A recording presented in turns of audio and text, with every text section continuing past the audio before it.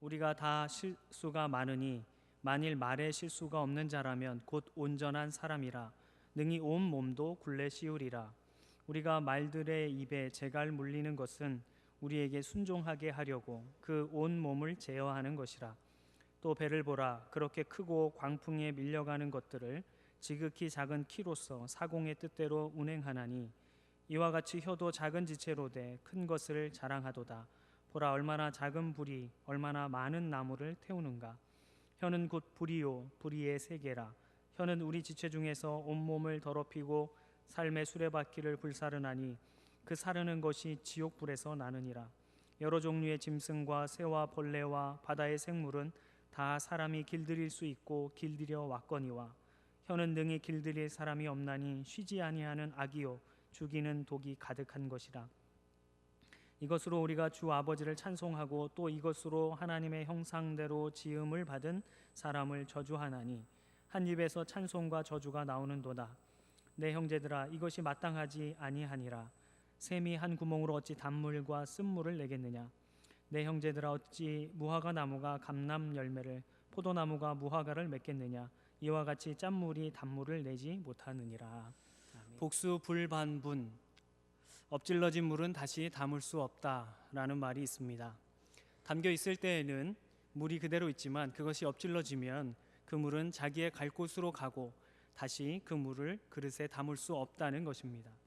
이처럼 세상에 다시 돌아오게 할 수 없는 것 세 가지가 있다고 합니다. 첫째는 활시위를 떠난 화살이고, 둘째는 입에서 나간 말이고, 셋째는 세월이라고 합니다. 요즘은 기술력이 너무나 좋아져서 미사일을 쏘고도 그것을 마음대로 조절할 수 있고 돌아오게도 할 수 있습니다.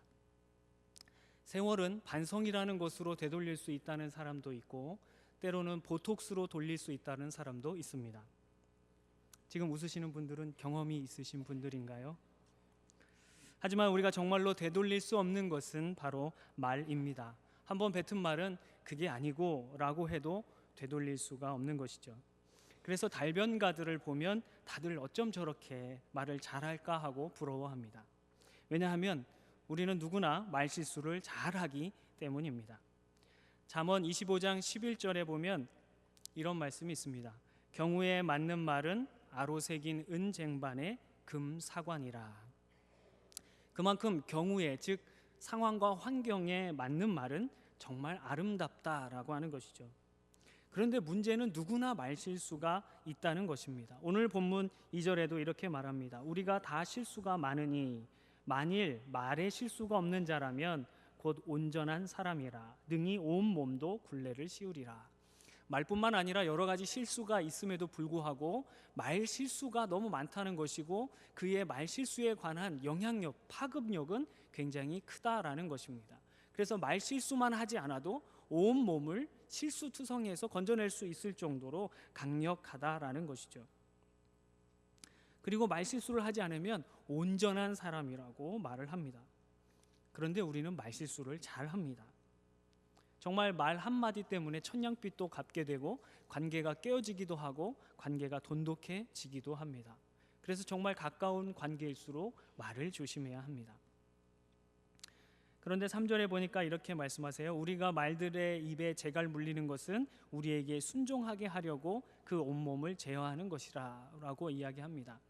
말들이 자연 상태, 그냥 야생의 상태로 있을 때는 그들을 제어하기가 쉽지 않습니다.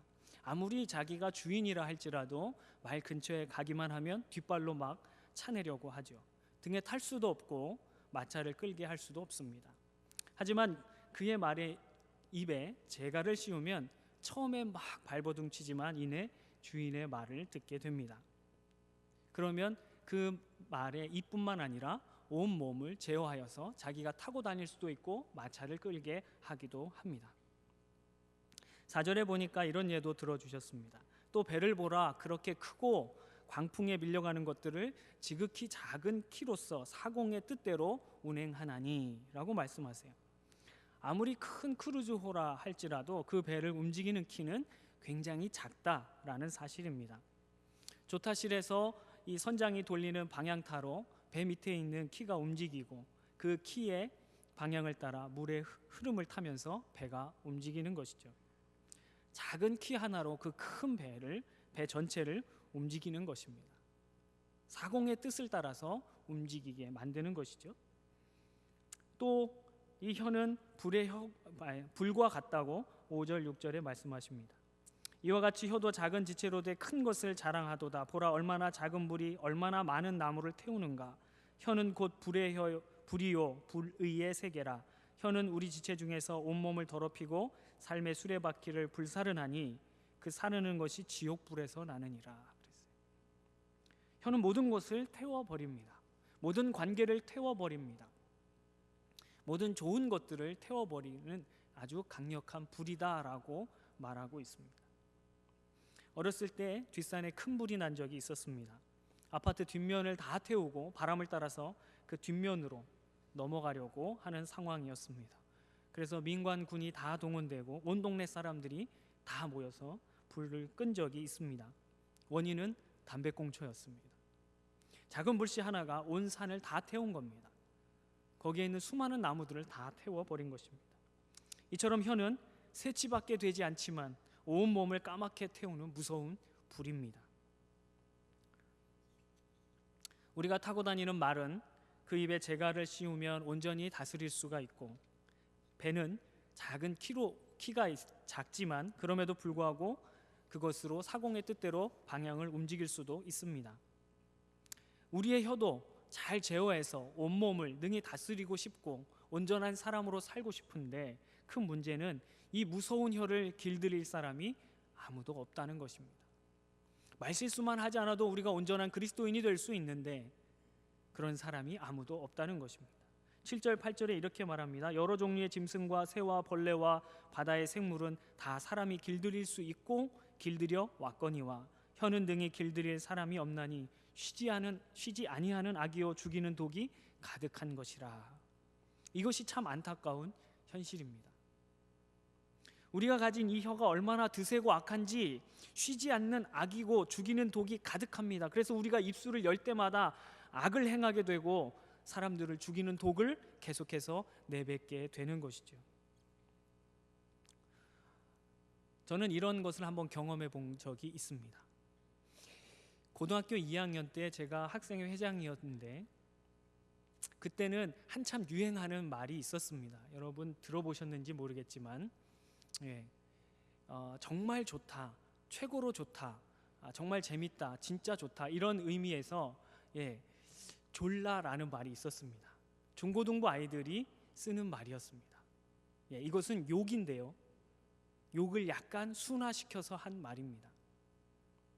그런데 이 말이 굉장히 유행을 탔습니다. 이것 재밌다, 이것 좋다, 이런 식으로 그 앞에 이 단어를 계속해서 쓰는 것이었어요. 그것이 한참 아이들 사이에 마치 그것을 쓰면 멋있는 사람이고 쓰지 않으면 아주 시대에 뒤떨어진 사람처럼 그렇게 만들 정도로 유행이 되었습니다. 그래서 저도 한번 써봤습니다.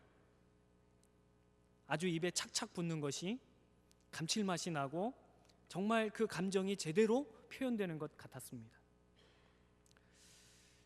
그런데 여름 수련회 때 그 망상이라는 곳에 갔는데요, 강원도. 제가 회장으로 있는데 저는 그곳에 없었고 그 교회 아이들이 교회 마당에서 놀다가 열심히 그 단어를 쓴 것입니다. 근데 그 교회 목사님이 그것을 들으시고 그 아이들과 함께 회장인 저를 부르셨어요. 앞에 쭉 세우시더니 하시는 말씀이, 야, 너희들은 서울에서 왔으면서 입이 왜 이렇게 시궁창이냐 라고 말씀하셨습니다. 그때 그 말씀, 입이 왜 이렇게 시궁창이냐 하는 말이 아직도 뇌리에 선명합니다. 그러면서 그런 말을 쓰지 말라라고 하셨어요. 그런데 저는 이미 그때는 그 말을 버린 지 오래된 때였습니다. 그런데 한두 번 썼던 그 말을 없애고 지우고 바꾸는데 얼마나 걸린지 아십니까? 3개월이라는 시간이 걸렸습니다. 한두 번 쓴 단어를 제 입에서 그걸 정말 진짜 참 이런 단어로 바꾸는데 3개월이 걸렸습니다. 그만큼 우리의 본래의 혀는, 입은 아주 부정하고 더러운 것이라는 것이죠.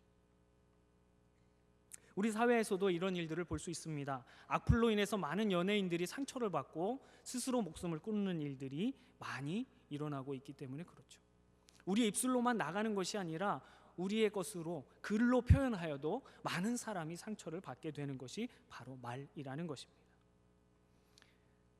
그런데 혀를 제어하는 사람이 없다는 것이 정말 안타까운 것이죠. 그러면 이렇게 불의를 행하고 죽이는 악이 가득한, 독이 가득한 이 불의의 세계인 이 혀를, 그렇다면 그리스도인들은 어떻게 해야 할까요? 첫째로 우리는 입술에 파수꾼을 세워달라고 기도해야 합니다. 왜냐하면 우리의 혀를, 우리의 입술을 제어하고 다스릴 수 있는 사람이 한 사람도 없기 때문에 그렇습니다.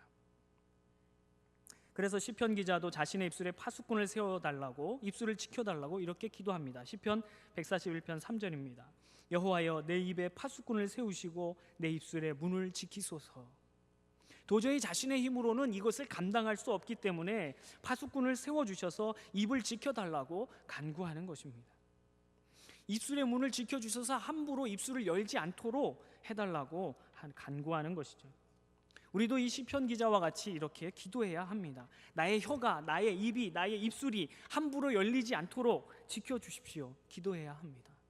경우에 맞는 말을 하도록 기도해야 합니다.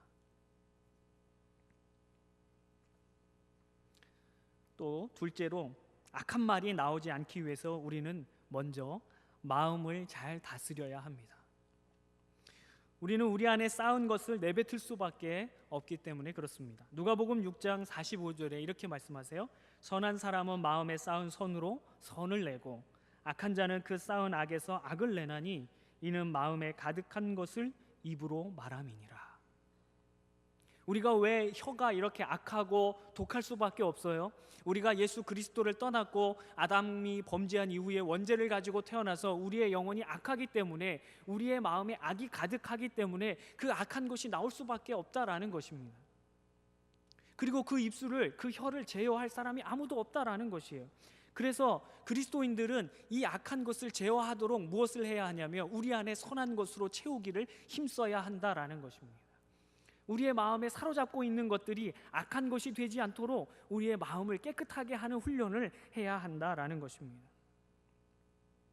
우리 마음에 어떤 것을 쌓았는가, 그 여부에 따라서 우리의 입술은 생명을 살리는가 아니면 죽이는가를 결정하게 됩니다. 그래서 잠언 4장 23절에도 이렇게 말씀하십니다. 무릇 지킬 만한 것보다 더욱 내 마음을 지키라. 생명이 근원이 이에서 남이니라. 우리의 마음이 생명의 근원이신 예수 그리스도로 가득해야만 합니다. 그래서 늘 그 마음을 지켜야만 우리의 혀가 악이 아니라, 독이 아니라 하나님을 찬양하고 생명을 살리는 그런 혀가 되고 그런 입술이 될 것입니다. 그러기 위하여 우리의 마음을 정화하고 선한 것을 쌓도록 애쓰는 우리 모든 성도님들 되시기를 바랍니다. 셋째로 우리의 마음을 그러면 선하고 아름다운 것으로 지키기 위해서 우리의 눈을 또한 잘 지켜야 합니다. 우리 몸에 많은 기관들이 있습니다. 외부에서 정보를 얻는데 특히 오감이라는 것을 통하여 우리는 많은 정보를 얻습니다. 그 중에서 제일 많은 양의 정보를 얻는 것이 무엇이냐면 바로 시각, 눈입니다. 전체 우리 인간이 얻는 정보의 양의 70% 정도를 눈으로, 시각으로 얻는다고 합니다. 그래서 옛말에 온 몸이 1000양이면 눈은 얼마요? 900양이라는 말이 있었지요. 그만큼 눈은 굉장히 중요한 것입니다. 하나님의 말씀에서도 마태복음 6장 22절에 보면 이렇게 말씀하세요. 눈은 몸의 등불이니 그러므로 내 눈이 성하면 온 몸이 밝을 것이요 라고 말씀하십니다. 눈이 밝고 선해야, 그러한 것들을 보아야 우리 안에 밝고 선한 것을 담을 수 있다는 것입니다. 타산지석이라는 말이 있습니다. 다른 사람의 산에 있는 그 돌을 보고 배울 것이 있다라고 하는 것인데, 아무리 그러할지라도 악한 것을 보면 내가 저러지 말아야지, 부정적인 것을 보면 내가 저러지 말아야지라고 배울 것이 있지만, 이왕이면 우리의 눈으로 무엇을 보아요? 선한 것을 보아야 합니다. 하나님의 말씀을 보고 선을 행하는 모습을 보고 하나님을 찬양하는 그것을 보고 이웃을 사랑하는 그것을 보고 우리 마음에 선한 것을 쌓아야만 합니다. 그렇게 선한 것을 담아야만 우리 안에서 우리 입술을 통하여 선한 것이 나올 수 있기 때문에 그렇습니다. 넷째로, 우리의 혀를 제어할 수 없지만 그래도 그리스도인들이 바르게 언어 생활을 하기 위해서는 우리는 말을 할 때 항상 더디해야 합니다. 항상 조심해야 합니다. 입술을 열어야 할 순간이 되었다면 그 입술을 열기 전에 한 번 더 생각하고 한 번 더 기도하고 우리의 입술을 열어야 한다라는 것입니다. 왜냐하면 하나님께서는 우리에게 입술의 권세를 허락하셨기 때문에 그렇습니다. 하나님께서는 이 땅을 창조하실 때 그의 능력의 말씀으로 그 입술을 통하여 세상을 창조하셨습니다. 그리고 하나님의 형상으로 만드셨기 때문에 우리의 입술에도 하나님의 권세를 허락해 주셨습니다. 그래서 우린 더욱 말을 할 때 조심해야만 합니다. 민수기 14장 26절에서 28절에 이런 말씀이 있습니다. 여호와께서 모세와 아론에게 말씀하여 이르시되 나를 원망하는 이 악한 회중에게 내가 어느 때까지 참으랴. 이스라엘 자손이 나를 향하여 원망하는 바 그 원망하는 말을 내가 들었노라. 그들에게 이르기를 여호와의 말씀에 내 삶을 두고 맹세하노라. 너희 말이 내 귀에 들린 대로 내가 너희에게 행하리니 라고 말씀하세요. 이스라엘 백성들이 애굽에서 출애굽한 이후에 구원받은 이후에 광야 생활을 하면서 늘 불만과 불평을 하는 것입니다. 하나님께서 우리가 광야를 이제 지나가면서 어려운 환경이 되니까 애굽에서 살 때 고기와 마늘을 먹었던 것들, 양식을 많이 먹었던 것들, 배불리 먹었던 것들을 생각합니다. 또 물을 먹었던, 물이 목마르니까 물을 달라고 아우성을 치지요. 하나님께서 반석을 쳐서 물을 주십니다. 고기와 마늘을 먹었던 것을 기억하고 또 불만불평합니다. 하나님께서 만나를 내려주십니다. 메추라기를 내려주셨습니다. 200만에 가까운 사람이 메추라기를, 작은 새인데요, 그 메추라기를 배불리 먹으려면 1m 정도 높이로 수 킬로를 쌓아야만 그것을 먹을 수 있다고 합니다. 그것이 매일 밤 내렸습니다. 이건 하나님의 놀라운 은혜지요. 그럼에도 불구하고 계속해서 그들은 끊임없이 불만과 불평을 늘어놓았고 다시 애굽으로 돌아갔으면 좋겠다, 우리가 여기서 죽는 것이 낫겠다라고 이야기를 하는 것이었습니다. 그럴 때 하나님께서 그들에게 하신 말씀입니다. 우리가 여기서 죽는 게 낫겠다, 여기서 죽는 게 좋겠다고 하니까 뭐라고 말씀하세요? 내 귀에 들린 대로, 저들이 말한 대로 내가 그대로 행하리라 라고 말씀하셨습니다. 이러한 입술의 권세를 우리에게도 허락해 주셨습니다. 그러한 입술을 가진 우리가 형제들에 대하여 날마다 저주를 선포한다면 어떻게 될까요? 하나님께서 그들이 하나님께 말한 대로, 하나님의 귀에 들린 대로 그에게 행하실 것입니다. 우리가 형제들에게, 더욱이 나를 괴롭히고 비난하고 조롱하는 형제들에게 축복한다면 하나님이 어떻게 하실까요? 하나님께서 귀에 들린 대로 행하실 것입니다. 이걸 그렇게 행하면 배 아픈 일이 될까요? 나를 비난하고 조롱하고 핍박하는 그를 향하여 축복한다면 그 빈 축복이 그에게 합당하면 그에게 돌아갈 것이고, 그에게 합당하지 않다면 누구에게 돌아와요? 자기에게로 돌아올 것입니다. 결코 손해보는 일이 아닙니다. 또한 하나님께서 명령하셨어요. 너를 저주하고 핍박하는 그들을 위하여 기도하고 축복하라 말씀하셨어요. 그래서 나는 그들을 향해 축복하고 기도하며 무엇이에요? 하나님의 말씀을 따라 순종하는 것이기 때문에 하나님의 은혜가 또한 나에게 임하는 것입니다. 결코 손해보는 일이 아니다라는 것입니다. 마태복음 18장 19절에도 이런 말씀이 있습니다. 너희 중에 두 사람이 이 땅에서 합심하여 무엇이든지 구하면 하늘에 계신 내 아버지께서 그들을 위하여 이루게 하시리라 말씀하세요.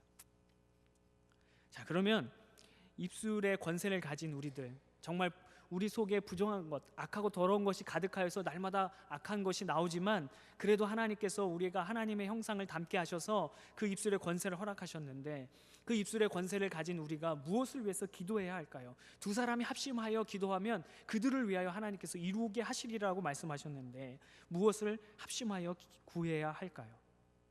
우리는 나의 혀의 재갈을 물리도록 기도해야 할 줄로 믿습니다. 또한 내 마음에 선한 것으로 가득 채울 수 있도록 기도해야 할 것입니다. 또 우리의 눈이 거룩한 것만을 볼 줄 아는 눈이 되도록 기도해야 할 것입니다. 또 경우에 맞는 말을 함으로 축복의 통로가 되는 혀와 입술이 되도록 기도해야 할 줄로 믿습니다.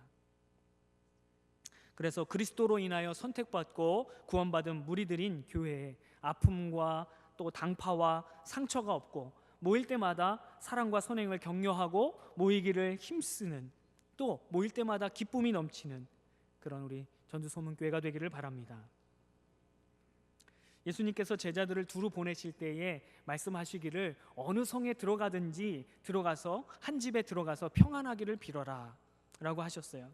그 빌어준 평안이 그와 그의 집에 합당하면 그에게 임할 것이고 그 집에 임할 것이고, 그렇지 않다면 그 빈 평안이 자신에게로 돌아올 것이다, 너에게로 돌아올 것이다, 이렇게 말씀하세요. 그 원리로 본다면 우리가 어느 곳에 가든지 누구를 만나든지 그에게 평안을 빌지 않고 저주를 퍼붓는다면 어떻게 될까요? 그 빈 저주가 그 사람에게 합당하다면 그에게 돌아갈 것이고, 그렇지 않다면 어떻게 돼요? 나에게로 다시 돌아오게 될 것입니다. 이왕 돌아올 거라면 저주를 받는 게 좋으시겠어요? 복을 받는 게 좋으시겠어요? 그건 물어보나 마나지요. 여러분, 여러분의 입술을 여실 때에 조심스럽게 복을 비는 그런 입술이 되기를 간절히 바랍니다. 하나의 예를 들고 마치도록 하겠습니다. 어느 한 집에 담배를 많이 피우시던 아버지가 있었다고 합니다. 이 아버지가 일을 하시다가 집을 다 날려버리셨습니다. 그 모습을 본 아버지의 여동생이 성경이 아주 귀할 때에, 집 한 채 값 정도 될 때에 일본에 가서 성경책 한 권을 구해가지고 왔습니다. 당시 집 한 채 값으로요. 그래 와서, 오빠 이 성경책 정말 귀한 거, 정말 귀하겠죠. 집 한 채 값이니까. 정말 귀한 거야. 이 성경 보면서 다시 힘을 얻어봐라고 주었습니다. 수개월이 지난 뒤에 그 집에 다시 찾아왔어요. 분명 오빠가 성경을 열어본 것 같기는 합니다. 그런데 뭔가 이상해요. 왜 그럴까요? 성경이 얇아진 것입니다. 왜 그랬을까요? 이분이 한 장씩 한 장씩 찢어서 말아 피우신 겁니다. 집 한 채 값의 성경을요. 그래서 이 여동생이 울컥하고 울분이 확 일어났습니다. 화가 치밀어 올랐습니다. 그래서 뭐라고 그랬냐면 폐병이나 걸려 죽어라, 이렇게 말하고 저주를 한 것이에요. 어떻게 됐을까요? 결국 그 오빠는 폐병으로 죽었습니다. 그리고 세월이 흐른 뒤에 그 아버지의 아들이, 오빠의 아들이 목사가 되어서 목회를 하시는데 그곳에 오셔서 막 우셨답니다.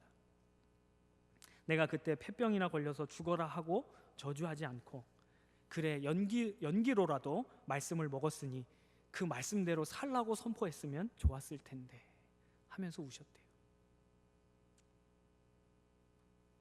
그 오빠가 폐병으로 죽고 그 아들인 목사님도 폐병으로 죽을 뻔하다가 살아나셨거든요. 우리는 항상 입을 열 때, 입술을 열 때 조심히 열어야 될 줄로 믿습니다. 아이고 죽겠네 하면 죽는 것이에요. 우리의 영혼이 죽고, 우리 이웃의 영혼이 죽고, 교회의 영혼이 병들고, 그리스도의 몸이 죽게 되는 것입니다. 여러분, 내 옆에 있는 이웃이, 내 옆에 있는 형제 자매가, 내 옆에 있는 성도가 없다면 우리의 몸이, 그리스도의 몸이신 우리가 온전히 설 수 없습니다. 여러분이 온전히 그리스도의 몸을 이룰 수 있는 이유는 옆에 계신 분 때문입니다. 이 사실을 잊지 않으시기를 바랍니다. 한번 옆에 있는 분들 얼굴을 지그시 한번 바라봐 주시고 환하게 이빨이 10개 이상 보이도록 웃어주시기 바랍니다. 그리고 이렇게 말씀해 주세요. 당신 덕분에 내가 삽니다. 사랑합니다. 축복합니다. 평안하세요. 감사합니다. 고맙습니다. 몰라봐서 죄송합니다. 이런 말, 평안을 빌고 축복하는 그런 복된 입술이 되기를 간절히 바랍니다. 이제 죽이는 말은 버렸으면 좋겠습니다. 아니, 이제는 오늘 이 자리에서 다 버립시다. 말씀을 맺겠습니다. 하나님께서는 우리의 입술에 권세를 허락하셨습니다. 그 입술로 서로 축복하고 격려하고 기도하라고 하셨습니다. 그런데 문제는 우리의 혀를 다스리는 자가 하나도 없다라는 것입니다. 우리의 힘으로는 이 혀를 다스릴 수가 없다라는 것입니다. 그래서 우리는 말실수를 많이 합니다. 그래서 하나밖에 없는 그리스도의 몸을 자꾸 쪼개려고 합니다. 자꾸 병들게 합니다. 말에 실수하지 않고 은쟁반의 금사과 같은 아름다운 말을 하기 위해서 우리 그리스도인들, 특별히 우리 전주소문교회 모든 성도들은 우리의 입술에 파수꾼을 세워달라고 기도하기를 바랍니다. 또 그 입술에 좋은 말을 하기 위하여 우리의 마음을 선하고 아름다운 것으로 채워가시기를 정말 간절히 바랍니다. 그러기 위해서 우리의 눈을 정결케 하여서 거룩한 것을 보고 선한 것을 보기를 힘쓰시기를 바랍니다. 또 우리가 말을 해야만 할 때는 정말 기도하는 마음으로 조심스럽게 입술을 열고 내 이웃을, 내 형제를 축복하는 그런 우리가 되어서 그리스도의 몸인 이 교회가 생명력으로 충만하고 서로 격려하며 위로하고 한마음 한뜻 되어 복음대로 살아가는 저와 여러분이 되시기를 주님의 이름으로 축복합니다.